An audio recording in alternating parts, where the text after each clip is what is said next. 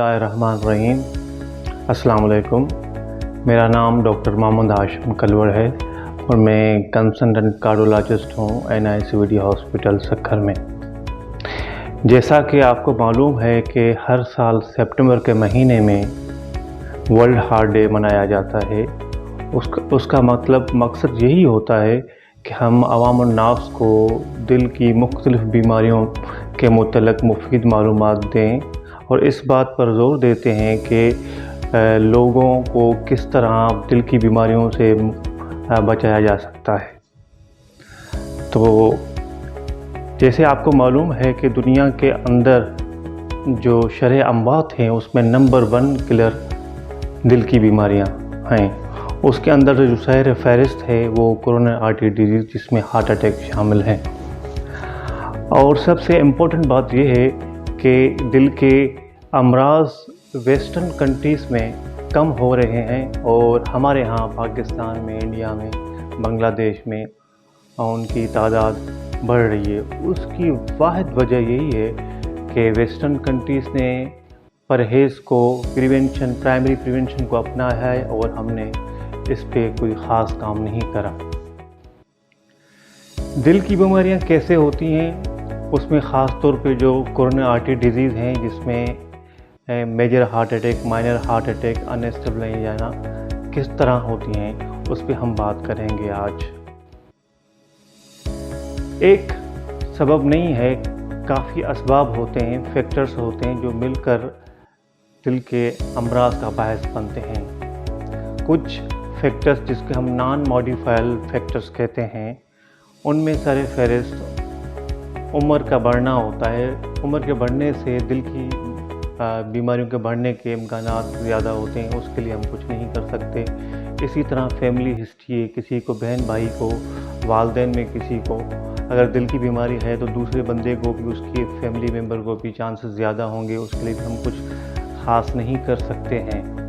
लेकिन कुछ ऐसे असबाब हैं, फैक्टर्स हैं जिनको हम मॉडिफाई कर सकते हैं। उनमें अगर हम चेंज लाएं तो हम किसी हद तक दिल की बीमारियों से बच सकते हैं।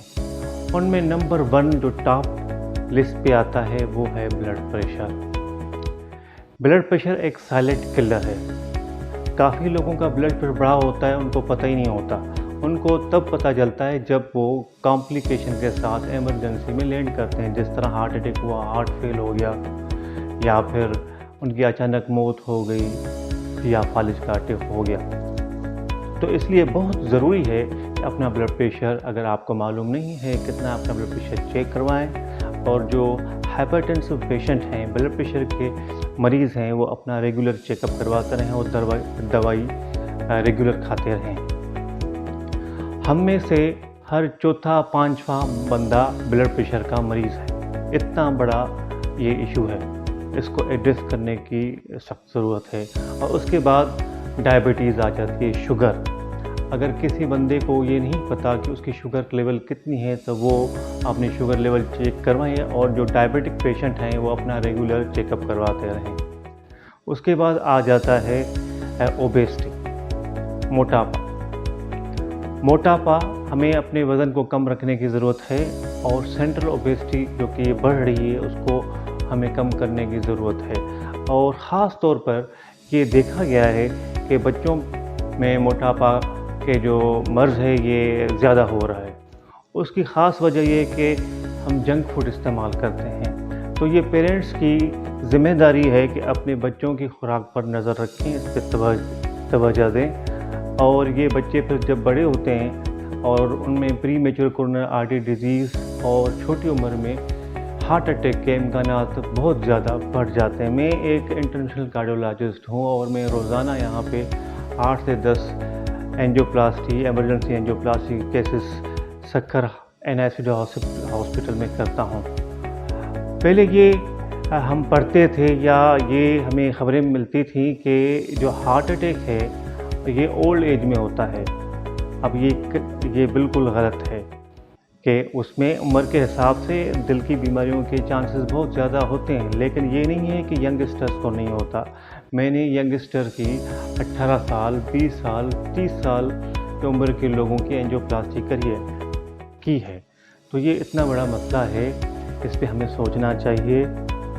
और हम बाकी जो फैक्टर्स हैं जो हम चेंज कर सकते हैं वो ये है कि हमारी जो लाइफ है वो सेडेटरी लाइफस्टाइल होती है, बैठने वाली। हम आराम परस्त हो गए हैं, रिमोट लिया हाथ में, टेलीविज़न को आगे पीछे रिमोट से दबाते रहते हैं, और घर के करीब कोई दुकान है, शॉप है, हम ग्रोसरी के लिए भी बाइक या गाड़ी पे चले जाते हैं, तो हमें पैदल चलने की आदत ही नहीं है। तो इस पे हमें अपनी रोज़मर्रा ज़िंदगी में पैदल चलने की आदत डालनी चाहिए। अपनी खुराक को जितना हो सके सादा करते हैं, नमक का इस्तेमाल जितना मुमकिन हो कम करें, शक्कर का इस्तेमाल कम करते हैं, घी तली हुई चीज़ों की आदत होती है, पकौड़े समोसे, इनसे इज्तनाब करें, और खुराक में ज़्यादातर सब्जियां इस्तेमाल करें और फलों का इस्तेमाल करें। और इसके अलावा हम एक्सरसाइज करें। अगर एक्सरसाइज कोई ये नहीं कि हम जिम ज्वाइन करें, नहीं, एक्सरसाइज किसी फॉर्म में भी हो, पैदल चलना, ब्रिस्क वॉक करना, जॉगिंग करना, ये भी जो है ना वो ज़रूरी है।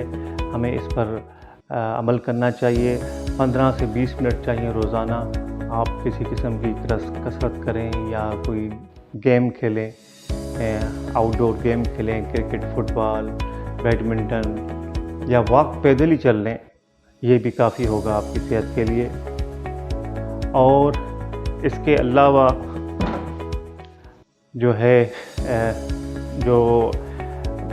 कहने का मकसद ये है कि जितना हो सके जो मैंने बातें कही हैं इस पर हम अमल करें तो हम किसी हद तक दिल की बीमारियों से बच सकते हैं। सिंपल अपनी ज़िंदगी को, अपनी खुराक को सादा रखें, बिल्कुल कसरत, पैदल चलना शुरू कर दें, और अपनी रोज़मर्रा की ज़िंदगी में अपनी स्ट्रेस वगैरह लाइफ को बिल्कुल ख़त्म कर दें, कम कर दें।